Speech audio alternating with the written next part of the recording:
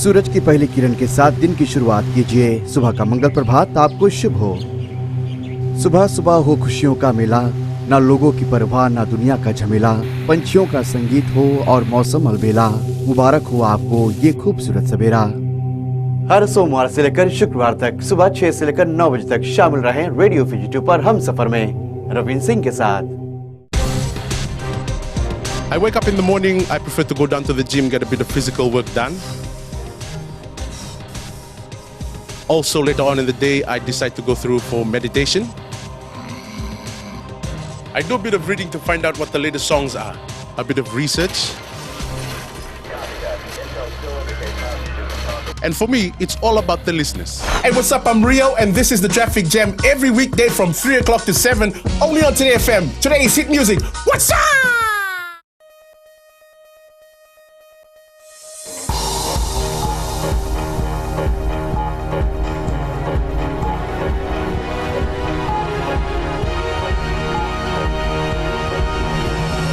Tonight, more than 640 communities in Fiji at risk from climate change.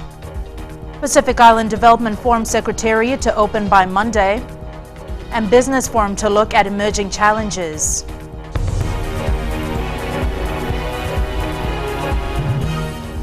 Good evening, I'm Jackie Spate and you're watching FBC News.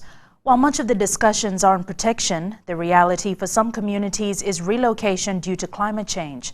A task force has been set up to coordinate the work of moving people to their new homes, and the first such exercise has been Narikoso village in Kandavu. Akosita Tale reports. There's no better example of the destruction of climate change than Narikoso village. Every man, woman and child in the community had to uproot their lives and start again in a new location.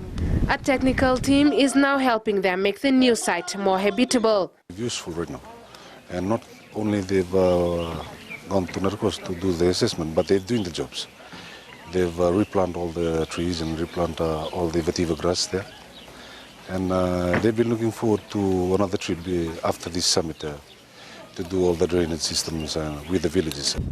The relocation task force is responsible for ensuring that communities are able to lead normal lives in the new settlements.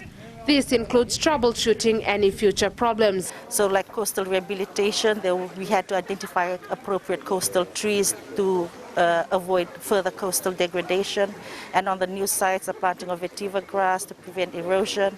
And again, useful timber trees that the villagers can also gain an income from. Lessons learned from Narikoso village will be used at Vunindongolo village in Sabu-Sabu, which is the next to be relocated. While there is an urgency, thorough assessments are needed. Their livelihoods and their habitations are threatened. But it needs to be done in a thorough way through the different social, economic and the physical and biophysical assessments to ensure that the relocation is sustainable for the local communities. The team, which is yet to be formalized, is made up of government ministries and non-government organizations and international agencies. Akosita Tale, FBC News. 646 communities in Fiji are at risk from the effects of climate change. According to the Climate Change Unit at the National Summit in Nandi, less than half of them have plans to ward off the loss of their land and homes. Akosita Tale has more. 462 communities in Viti Levu are facing the effects of climate change. Ba province has a total of 125 villages affected, with only 22 projects active. So in Viti Levu, that means a lot of collaboration that needs to be done among stakeholders in climate change so that we can reach out to the number of communities that do not have projects that implemented to address the need of the communities. Out of the 51 vulnerable communities in Vanua Levu, Zakandrove tops the list with 21 affected villages. Climate change isn't restricted to just the two main islands. The Lomaiviti group is an area of concern with 106 villages affected, the majority of them affected by natural disasters. Coastal erosion and flooding isn't the biggest worry. It can also affect food security and sources of income, forcing people to relocate.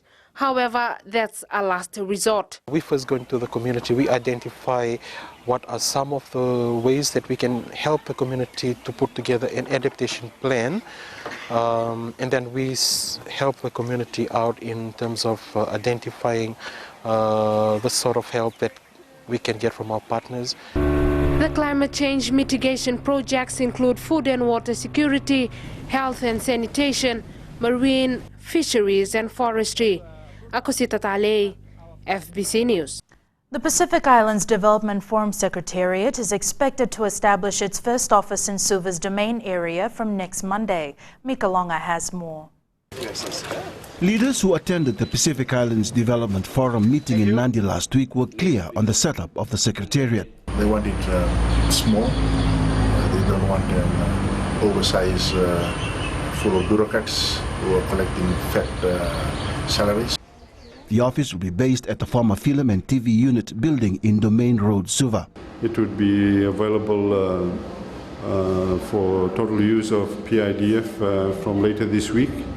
And we are very pleased to make that building available to PIDF because it is very ideally located, it is got scope for expansion, and of course it suits the purpose. Everyone is moving as quick as they can to respond to the leaders' decision last week.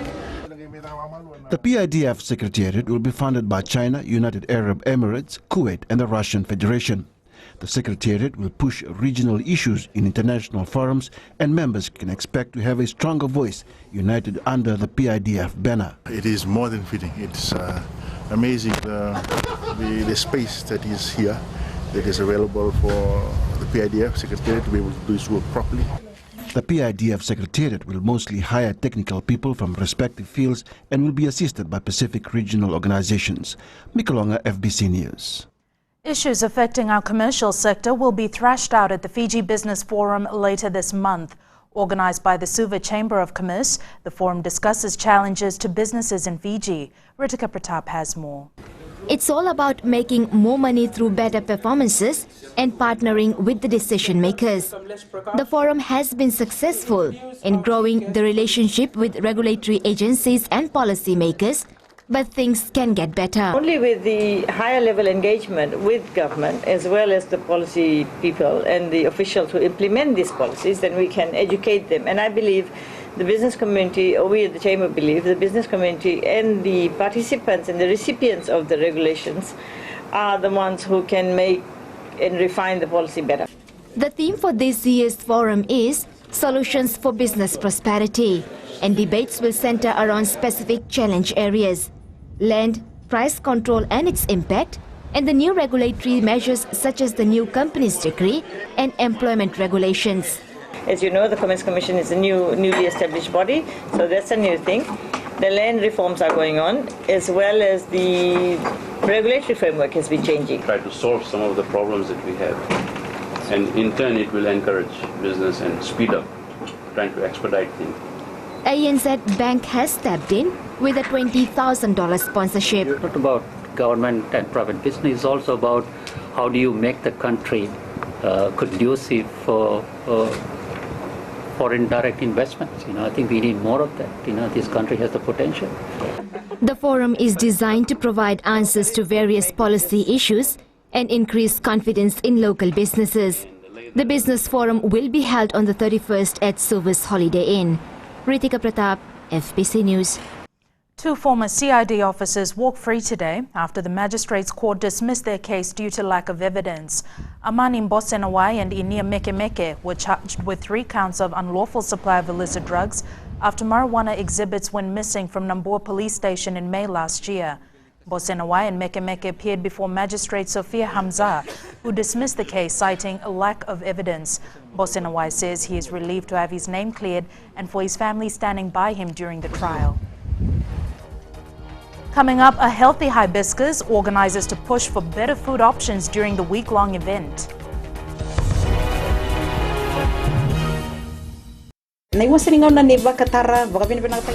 Bola, oya wasala bilawa. Do pata ke au mena diwa kina tini karona kaloko na single boni moniti kina varomboka. Kako ni valatana no musini sari na kai samarian dolo loma leone wani ni nau ongori ke de mena diwa kina tini karona kaloko na single boni moniti kina varomboka en Bula FM number 2 en sere.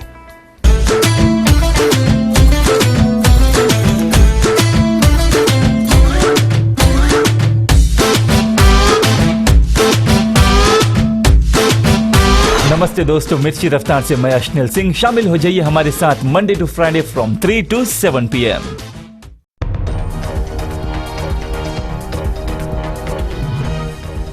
Welcome back. You're watching FBC News. Fiji's roving ambassador to the Pacific, Lithia Maui, says relations with Tuvalu remain cordial despite an incident involving former Fiji Court of Appeal Judge Justice Gordon Ward. Justice Ward, who was on Fiji's blacklist, was refused transit from New Zealand through to Tuvalu to preside over political matter on the Pacific island. He was treated like any other citizen that could not transit through Fiji. And we were appreciative of the fact that the Tuvalu government recognized that.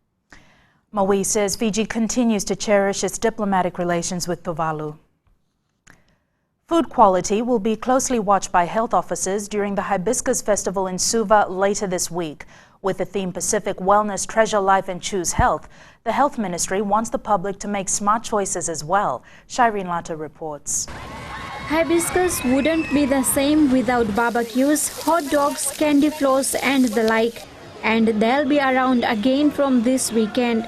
But it's entirely up to you to decide, is it the right choice? Do you have to eat the whole barbecue food, or you need to eat half or not at all and look for healthier choices?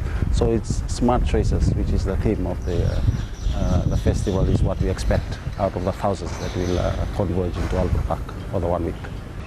This year, the Hibiscus Committee has partnered with the Health Ministry and the FNU's School of Medicine to conquer non-communicable diseases.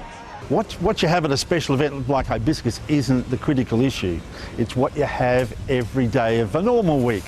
That's where you need to learn about eating healthy choices.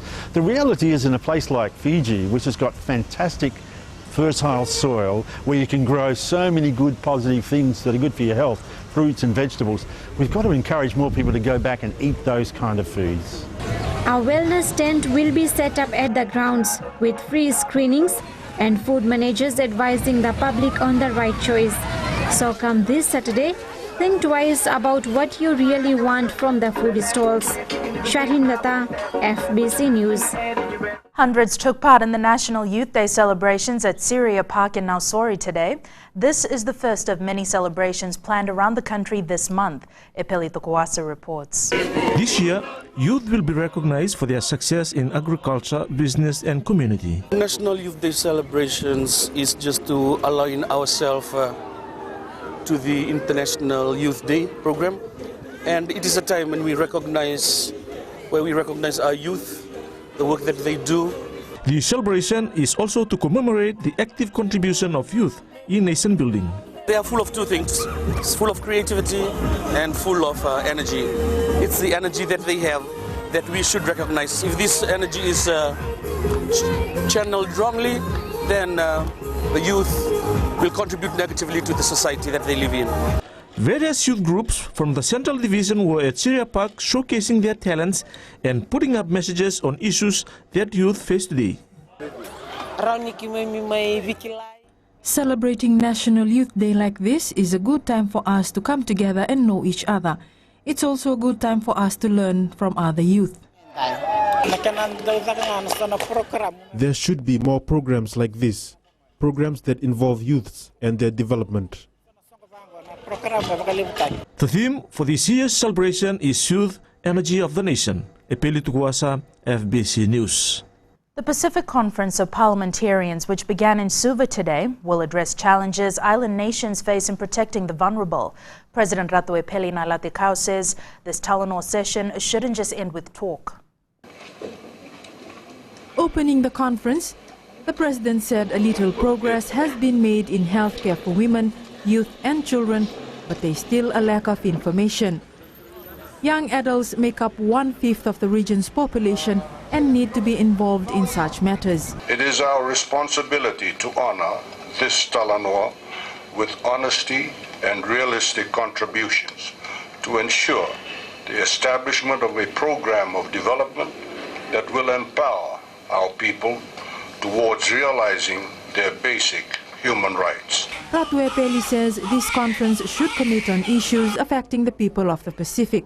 Gender-based violence and sexual violence continue to be an unacceptable scourge that pervades our communities, and the rates are embarrassingly high. Governments recognize the need for healthcare services to help victims. UNFPA Deputy Executive Kate Gilmore says development should be aimed at the basic needs of the people. There is no development that is worthy of its name, that creates and broadens gaps between rich and poor, that facilitates and enables divisions between the powerful and the powerless. There is no development worth its name that can claim integrity and authenticity, that leaves young people behind, that ignores the specificities of women's experience. The conference is being attended by ministers and other leaders from around the Pacific. Wasita Kotiwasawasa, FBC News.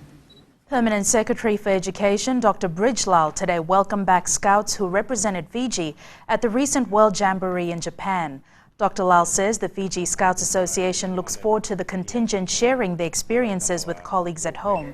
He thanked them for being good ambassadors for Fiji and displaying the Scout characteristics, values and ethics in a foreign country. We may be far away, we may be very small, yet we have our heart in Scouts. And I am very delighted that we are represented at almost all international functions throughout the world.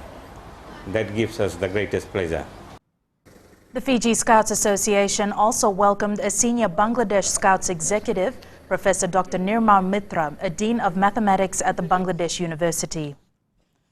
Dr. Mitra is here for 2 weeks. And Jamie joins us now with sports, and I have to ask, were you ever a Scout? Yes, I was, Jack, and a pretty good one, if I may say so myself. Yeah? How many badges were you able to get on your uniform? If I remember correctly, I earned a total of 1 badge in the 1 year I was a Scout. That's not very impressive now, is it? Hey, no it isn't, but had I known that I could have one day had a hat like the one Dr. Bridgelal had on, I might have stuck to it a bit longer. But anyway, before we detract any further, sports is after the break and the Nandi Rugby Union refuses to give up. Stay with us.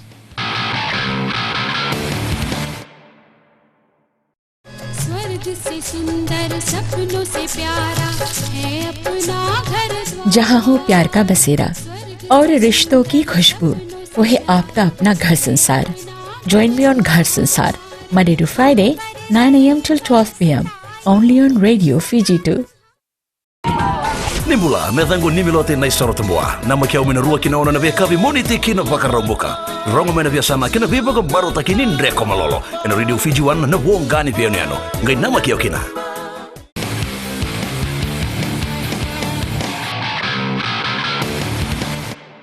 Welcome back to FBC Sports.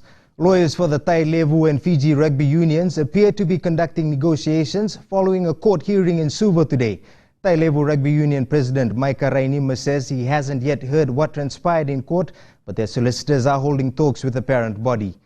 Last week, while Tai Levu served the FRU, Nandi Rugby Union attempted to put a stop order on the Digicel Cup semi-final between Nandrunga and Namosi. Having failed, Nandi Rugby President Meli Tora says they will pursue the matter further this week. All issues stem from the dissatisfaction of both rugby unions with the way protest decisions were handled by the FRU Games Committee and Independent Tribunal. Meanwhile, there is still no word yet from the FRU on whether the second Digicel Cup semi-final between Suva and Nandi will be played on Friday night at the NZ Stadium. More than the title will be at stake when the fight for the semi-finals at the Ink Mobile Battle of the Giants resumes on Friday. Players will have a chance to impress national selectors who will name a 30-member team for international matches. Indra Singh has more. Arvindra Naidu, Lautoka tidy things up. The Ink Mobile Battle of the Giants title remains the aim for all teams. However, the players have an added incentive to perform above par as the national team selection is taking place during the tournament. The national team selection is on. The coaches are working on that, and we'll finalize the squad when it comes on before the final of the Ink Mobile Battle of the Giants in Ba. There is a clear pathway now being taken by national selectors. Gone are the days when older players would be guaranteed a place in the senior national team. We have said it from before that we are building for 2015 and 2016. We cannot have old players in that squad. We got another 2-3 years to go.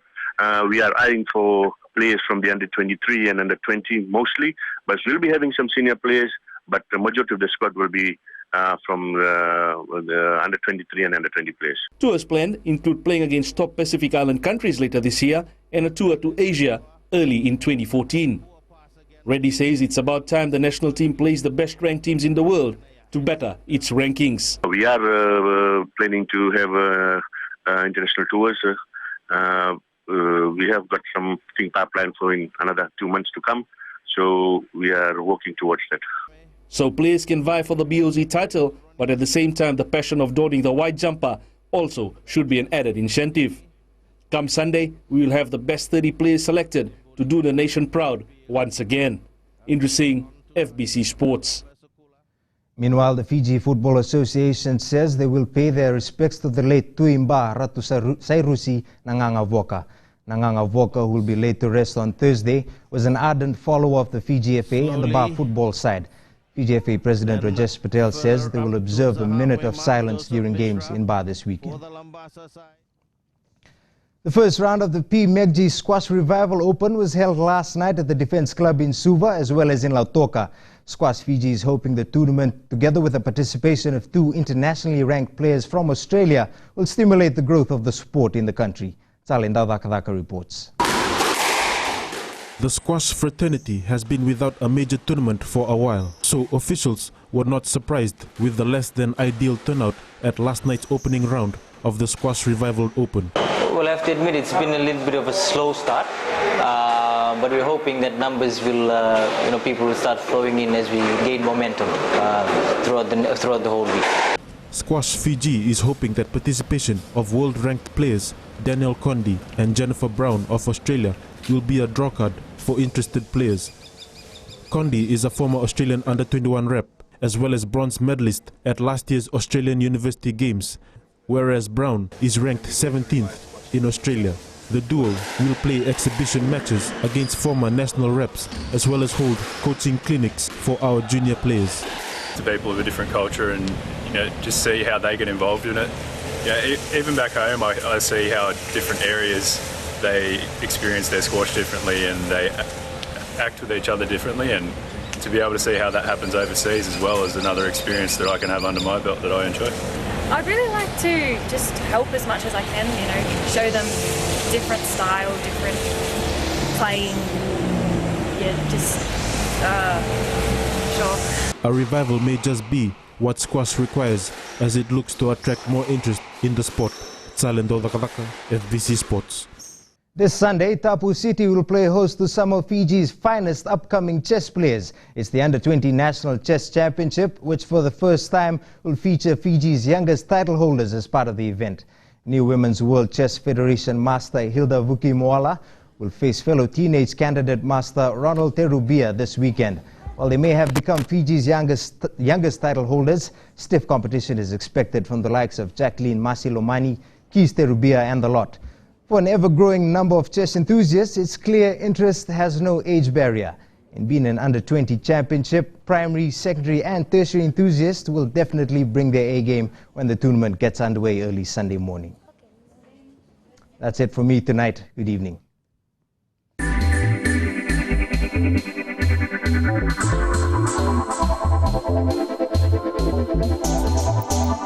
The Fijian government has welcomed the revision of the projected economic growth figure from 2.7 to 3.2% by the Reserve Bank of Fiji. Finance Permanent Secretary Philimone Wangambada said there was an air of confidence and optimism in the country, which augured well for the government's medium-term target of 5% growth. He said the government will continue to strive for this by working with the private sector, civil societies and other stakeholders to build a better, stronger and sustainable Fijian economy. The 2.7% growth figure announced in the 2013 budget was derived from an estimate figure available at that time. Wangambada added that the government had also provided strong support for several sectors such as the textile and footwear sector, the agriculture sector and tourism, amongst others.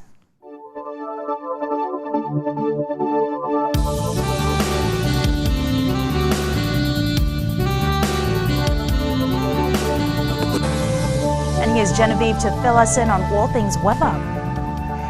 Definitely a mixed bag today, Jackie. We had rainy, cloudy, and fine weather throughout the country. Judging from the map, Suva was the wettest, closely followed by Savo. On to temperatures. I'm a bit surprised when I see 28 for Suva, considering how cold it's been today. Savo's got the lowest at 26 degrees. Mombasa and Lautoka were the warmest at 31. There they are. The sun comes out strong in the west tomorrow, while the capital and the north will have to put up with some clouds and showers. There could be some sunshine in store for Mombasa though. Now for a gorgeous photo from Sikili Ngonondovu. This was taken at Navitilevu Bay in Ra. Stunning. And before I go, another great story tonight. A riti, a juvenile loggerhead turtle, has been swimming across the Pacific. She's passed through the Cook Islands, Niue, Tonga, and is now in the Lao Basin. She will cover 3,500 kilometers in a little over 2 months. How's that for inspiration? Until the next photo, stay safe and stay smiling. Great story, Genevieve. Tonight's top stories: more than 640 communities in Fiji are at risk from climate change. Pacific Island Development Forum Secretariat to be opened by Monday, and 2 former CID officers charged with unlawful supply of illicit drugs have been discharged by the Suva Magistrates Court. To the poll question, and we're asking, who should be held responsible for the latest rugby protests? FRU, unions or teachers? Visit our FBC website to take part. Remember to send us newsworthy pictures and videos. Email citizenseyes@fbc.com.fj. That's news tonight. Until tomorrow, good night.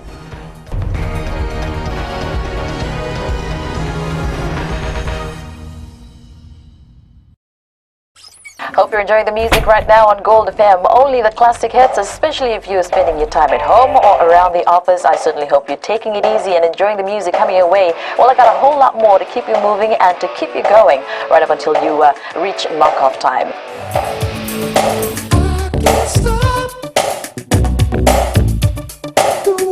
I'm Kara. Join me every weekday from 2 to 7 on The Ride, only on Gold FM.